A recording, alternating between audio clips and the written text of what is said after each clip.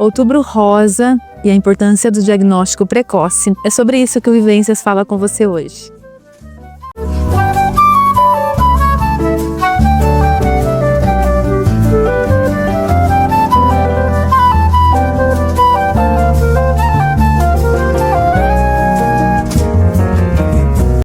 Oi pessoal, tudo bem com vocês? Mais um episódio do programa Vivências aqui na sua TV Canal 4 Marília. Como sempre, seja muito bem-vindo a esse momento terapêutico, esse momento de bate-papo, esse momento de conversar sobre assuntos importantes para o nosso desenvolvimento.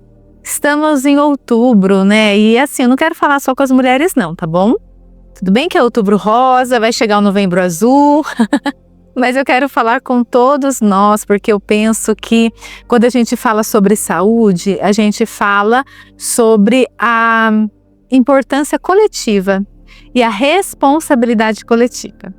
E eu quero dividir um pouco com você sobre a importância do diagnóstico precoce do câncer de mama, que é o que o mês de outubro rosa acaba propiciando para a gente, acaba fomentando para a gente sobre esse assunto.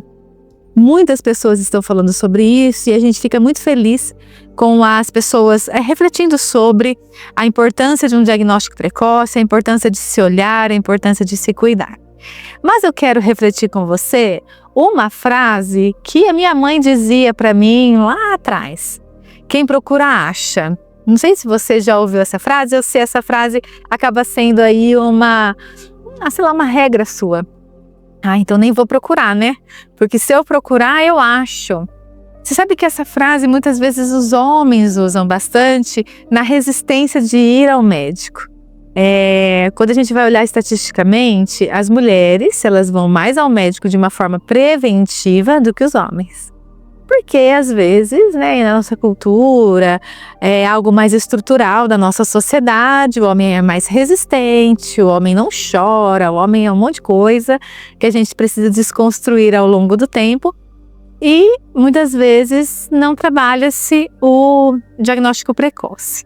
Então é extremamente importante, eu quero levantar essa discussão com você sobre câncer de mama e o diagnóstico precoce. Só que, antes da gente falar sobre a ida ao médico e tudo mais, a gente precisa falar o que acontece antes emocionalmente, que é o medo.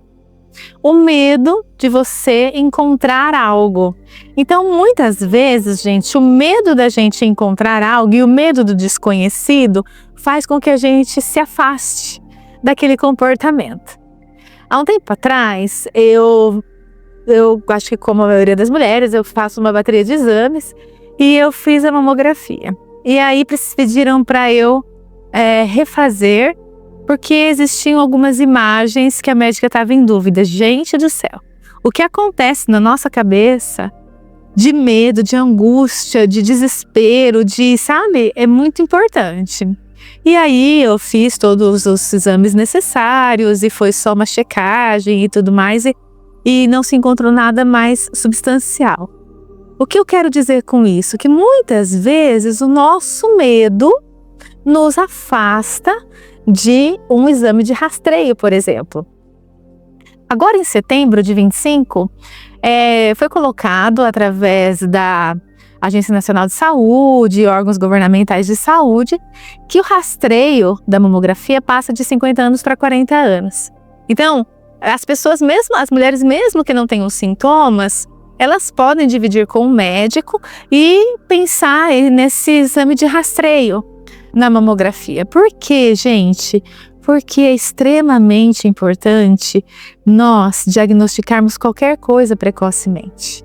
Não somente uma doença, não somente algo mais biológico assim, mas qualquer coisa. É assim que a gente trabalha na terapia, não é? A gente muitas vezes faz terapia não porque a gente está com uma depressão instalada ou com um transtorno de ansiedade instalado, mas preventivamente ou trabalhando a promoção da saúde. Uma das formas que a saúde trabalha no Brasil é na questão da promoção de saúde, não somente na prevenção e na remediação de qualquer problema. A gente trabalha na promoção e a gente precisa olhar para isso em todas as categorias da nossa vida. Então, é extremamente importante nós pensarmos no diagnóstico precoce e nesses movimentos de prevenção. E eu quero falar com você sobre esse silêncio e esse medo que muitas vezes nos afasta de um rastreio. Eu não sei se você passa por isso, eu não sei se alguém da sua família passa por isso, e é importante a gente discutir sobre isso. Porque o medo e o silêncio muitas vezes nos afasta de uma cura. Muitas vezes nos afasta de algo extremamente importante. Muitas vezes, quando o paciente vem para o consultório e ele tem dificuldade de falar sobre alguns assuntos sensíveis, às vezes é medo de tocar em alguns assuntos que precisam ser tocados para haver uma elucidação, para haver uma resolução daquele problema. Muitas vezes essa procrastinação que a gente sempre fala, ela está também dentro dos nossos exames preventivos, dentro dos nossos olhares. Então, a questão da gente olhar para isso e dividir com o nosso médico e falar sobre isso, sabe? E levantar essas questões na nossa casa, nos nossos microespaços, é extremamente importante para duas coisas.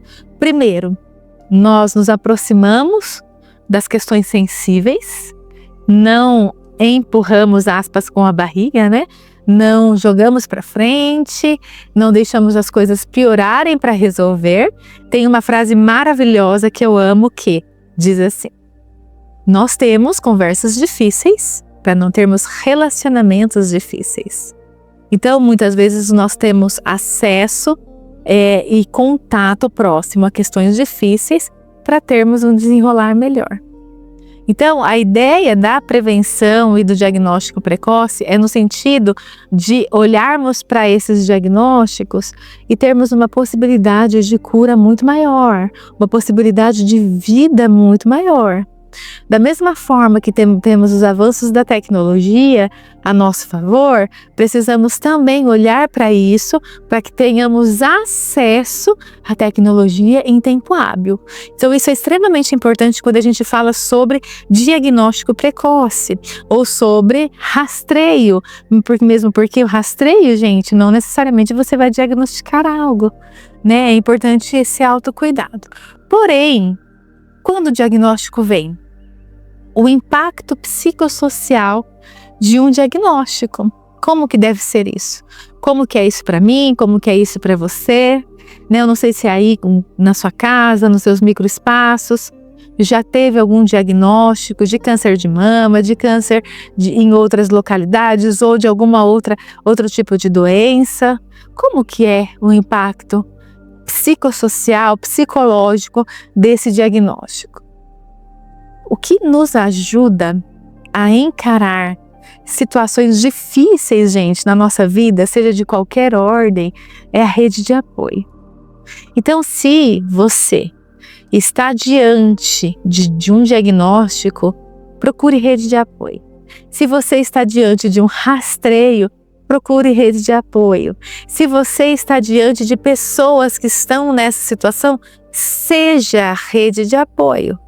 Porque a rede de apoio nos ajuda e nos suporta enquanto suporte a olhar para questões sensíveis e questões muitas vezes que a gente olha como um prognóstico fechado. Então, uma das coisas, é claro, né, acesso a todos os tratamentos e tudo mais, mas a rede de apoio, ela é extremamente importante para que a gente se sustente, para que a gente se ajude, para que a gente consiga lidar com situações difíceis, muitas vezes mais desesperançosas, do lado de pessoas que nos ajudam, gente, a olhar fora da caixa, a olhar perspectivamente, a olhar para outros lugares. Você sabe que quando a gente está... E tem pessoas que falam muito isso para mim: nossa, Ana, você consegue falar e mostrar um caminho que eu não estava vendo. Mas por quê, gente? Porque eu, por exemplo, enquanto terapeuta, enquanto psicoterapeuta, eu estou fora daquele furacão, né? E eu consigo olhar perspectivamente e fazer o movimento do paciente olhar perspectivamente. Eu, enquanto psicoterapeuta, eu sou rede de apoio para muitos pacientes, quiçá todos os pacientes.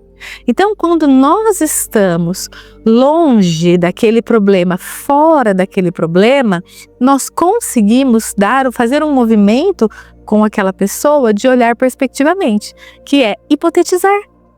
Vamos pensar em várias hipóteses. Meu Deus, recebi um diagnóstico. O que a gente pensa na hora? Qual que é a distorção cognitiva que vem na hora? Catastrofização. Acabou meu mundo. Acabou minha vida. E isso é natural, gente, diante de um diagnóstico. Então, quando eu me lembro muito bem quando eu recebi o diagnóstico do lúpus. Eu tinha 17 anos e eu imaginei de fato que a minha vida tinha acabado, que já era meu fim. E a gente vem com esse pensamento mesmo e é tão, assim, interessante que a gente até aceita de uma forma muito passiva esses pensamentos. Parece até que a gente promove essa finitude, sabe? Então, quem está de fora consegue ampliar o olhar da pessoa, consegue hipotetizar, dar outros horizontes. Então, talvez esse seja o meu papel e o seu papel. E muitas vezes eu já ouvi, tenho experiências de pessoas que passaram por um diagnóstico muito difícil, que a própria pessoa desenvolve resiliência e consegue, inclusive, influenciar o olhar dos seus familiares para outros lugares. Então, isso é extremamente importante quando a gente fala sobre rede de apoio. Então, se você está diante de um diagnóstico, procure rede de apoio e seja rede de apoio. E se você não está com diagnóstico, seja rede de apoio e procure rede de apoio também. Então, nós precisamos estar juntos diante de situações difíceis. Tem uma outra questão que eu quero trazer para vocês dentro do Outubro Rosa. Além, né, gente? Tem várias campanhas do autoexame e tudo mais, mas eu quero trazer essas questões mais subjetivas para você. Que cuidar é um ato coletivo, o poder do apoio e das vivências. A gente fala muito do poder do apoio. E o poder das vivências, o falar. O falar é organizador. Não guarde para você, se você está diante de alguma situação assim, todas as suas vivências, todas as suas dores, todos os seus medos. Fale, porque falar é organizador. Muitas vezes falar, eu costumo dizer, quando a gente fala, nós somos os primeiros que ouvem e a gente começa um movimento de elucidar, de organizar todas aquelas ideias. Então, é uma rede que a gente pode trabalhar, tanto de apoio e suporte, quanto de vivências. Muito legal quando a gente tem grupos de apoio, grupos de escuta, grupos de desabafo. Talvez a gente encontre na unidade de saúde próxima da nossa casa, grupos direcionados, grupos operativos, que fazem com que a gente tire um tempinho ali na nossa semana para a gente organizar as nossas ideias. Tem muita gente que não gosta de terapia em grupo. Eu tive uma experiência na saúde pública e o pessoal fala, eu quero uma terapia individual porque eu não quero ficar falando dos meus problemas. Mas, gente, se vocês soubessem quão maravilhoso é estarmos num grupo terapêutico, porque a gente não precisa ficar falando das nossas intimidades, não. A gente vai expor aquilo que a gente se sentir à vontade. Se a gente não quiser expor, a gente não vai expor, mas o grupo, ele é rico de vivências. E as vivências transformam. Por quê? Porque muitas vezes eu estou numa situação que a minha colega também está e ela achou uma solução que eu não tinha achado até então. E a gente começa essa troca maravilhosa. Então as unidades de saúde, elas têm grupos. É legal você dar uma procurada e uma pesquisada em alguma rede de apoio nesse sentido. E se você adolescente, jovem, homem, enfim, os membros da nossa sociedade, tá aí me ouvindo, saiba que o Outubro Rosa, ele não é só para mulheres, ele é um cuidado coletivo. É você falar assim, ó, para sua mãe, já fez um exame de rastreio? Já foi ao médico? Tá cuidando da sua saúde? Vó, tá cuidando da sua saúde? Tia, amiga? Vamos cuidar da nossa saúde. É um olhar coletivo. E não só Outubro Rosa, gente. Novembro Azul e todos os outros aspectos. Setembro Amarelo, Janeiro Branco. Todas essas formas de cuidado de saúde é um cuidado coletivo. É um olhar coletivo para a nossa sociedade. Porque saúde não se faz sozinho. Saúde se faz unidos. Uns com os outros, uns apoiando os outros, uns sendo suporte dos outros, para que a gente consiga ter uma vida saudável e equilibrada. Então, ó, se aproxime aí dos seus encontros, dos seus rastreios, vá ao médico, fala, olha, eu já tenho 40 anos, será que não é interessante eu fazer um exame de rastreio para ver como que eu estou? Faça isso. Se vier um diagnóstico, procure rede de apoio, seja rede de apoio e troque experiências. Fale, limpe essa casa, movimente esses móveis aqui, ó, internos, sabe? Sacode as poeiras dos seus conteúdos internos, para que a gente consiga abrir as janelas, entrar a luz do sol, sabe? Conseguir limpar os nossos mundos internos, para que a gente consiga ter uma qualidade de vida e a gente consiga vencer todos os desafios que a gente tem. Ora são desafios biológicos, ora são desafios psicológicos, ora são desafios subjetivos. Todos nós temos, e que possamos estar juntos e juntas nesses desafios. Fique bem, estou por aqui, você sabe onde me encontrar. E a gente se vê no próximo episódio do programa Vivências. Um beijo para você.